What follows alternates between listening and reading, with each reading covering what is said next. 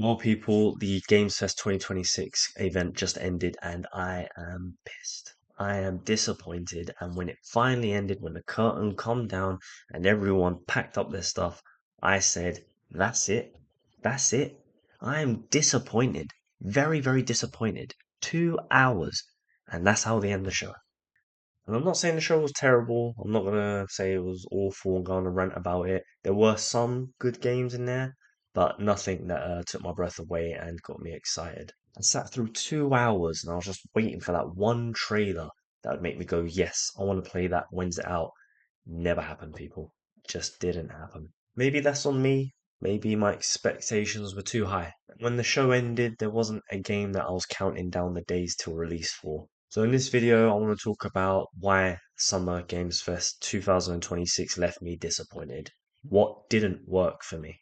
Also tip my hat to the few games that did catch my eye, that caught a glimpse of interest from me, but ultimately talk about why this event didn't deliver the big moment I was hoping for over 2 hours. Obviously, I wasn't thinking about, the Elder Scrolls 6 or something far-fetched like that, but I was thinking there should be at least one trailer where I'm like, oh my gosh, I need to know when this game's out. I'm so excited. I can't wait. I'm going to talk to all my friends, my gamer friends.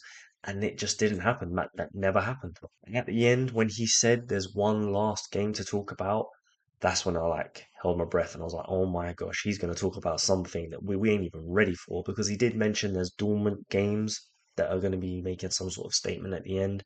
And that was why I was excited for something.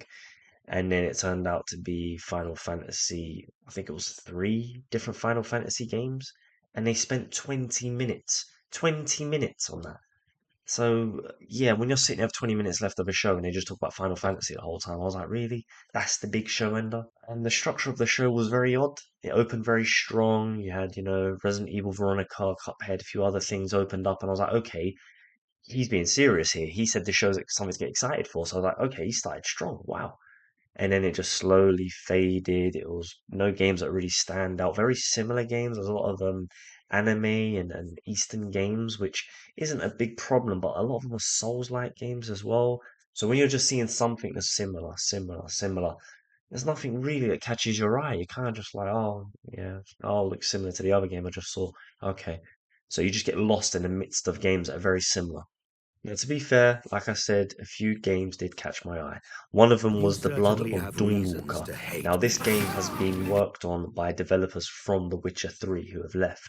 And the game looks beautiful. The cinematic trailer looked amazing. And I think that there could be something behind this game in terms of the story, which did interest me, to be honest. So that was a pleasant surprise. So You can have Mafia: The all Old the luck in Country the also world. showed an expansion, The Man of Honor, out on August the 14th. I played Mafia: The Old Country. I think it's a great game. So that expansion is again something that I thought, okay, I'll try that out. Now, a game I didn't know anything about was the Blood Message, which is set in the Tang Dynasty.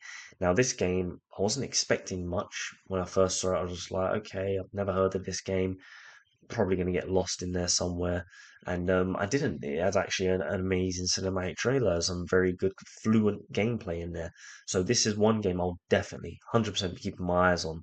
So that again was something nice to see in the midst of a load of games that just really didn't get me going. Now, one of the funnier parts of the event, which there wasn't a lot of, was the Hello Cuphead there, reveal. I'm The Cuphead sequel is pretty here far at from Studio now. I mean, they're releasing a Bonita game in between then headquarters. and now, 8-bit game, but they done a puppet show, which was pretty funny. Actually, that did get me laughing. And again, it was at the start of the show, very early on, when everything seemed exciting and these reveals one after another got us going, but it just never managed to go up from there. Just kind of slowly descended. The biggest surprise was Stranger Than Heaven unveiling Tupac, of all people, who, to be honest, for me, is my favorite rapper of all time, alongside Snoop Dogg, who's also in the game. So that was pretty cool to see. I don't know how it's gonna work exactly, but hey, that is something I'm interested in, and that was definitely the biggest surprise of this event for me. So the games that I thought missed that could have been shown was maybe Metro 2039. I know the trailer come out recently, but they could have done maybe another cinematic trailer or even just a snippet of gameplay to get us excited. Intergalactic, I mean, it didn't show at PlayStation, so I doubt it would have shown here, but who knows, it could have. Again, missed out on that. And then when I start thinking about the other big games, a lot of them are Xbox. So again, they wouldn't show here with Xbox showing on Sunday. So yeah, they could have showed us something. That's why I was hoping for something to come out that none of us knew anything about. We didn't even know it was in production. Just something so surprising that you sat back and was like, damn, I need to make a video just about this game alone because that trailer got me so excited. And never come to fruition. Now, you know I'm royally pissed about how the show ended. And the reason why was because when there was 20 minutes to go and he said, we've got one more game to show you, I thought he's going to show us something that we would never expect. Because there was rumblings about Final Fantasy anyway, so it wasn't really a shocking surprise. A lot of people had actually tipped that to show up. So, you know, anywho, yeah. So with 20 minutes to go, Final Fantasy come up, and it just didn't do anything for me. Even in the live chat, a lot of people were saying, "Well, this is it. This is the show this is how they're going to end. This is the big bang at the end of the show." So a lot of people agreed. Don't get me wrong, a lot of people were excited, and I'm happy for them. I'm a gamer, and I love the gaming community. So if you get happy for a game, all power to you. Hope it works out. Hope it's the best game ever. And yeah, if the hype train for you is starting now, all aboard it. And yeah, go for it. Hope you enjoy it. So yeah, for me, the ending was just a real downer. And I'm not insulting all the games here. Like I said, I picked out a plethora of games I thought were very, very good, in terms of the interest and intrigue. But overall, there just wasn't two or three games where I'd say I need to play these games. In comparison to PlayStation Showcase, you had God of War and you also had Wolverine. So those two games got me excited. Um, but here, like I said, I can't pick out one game where I was just like, I need to play this game. So disappointed overall, and that's it was my reaction. I got to the end and I was like, that's it? That's it?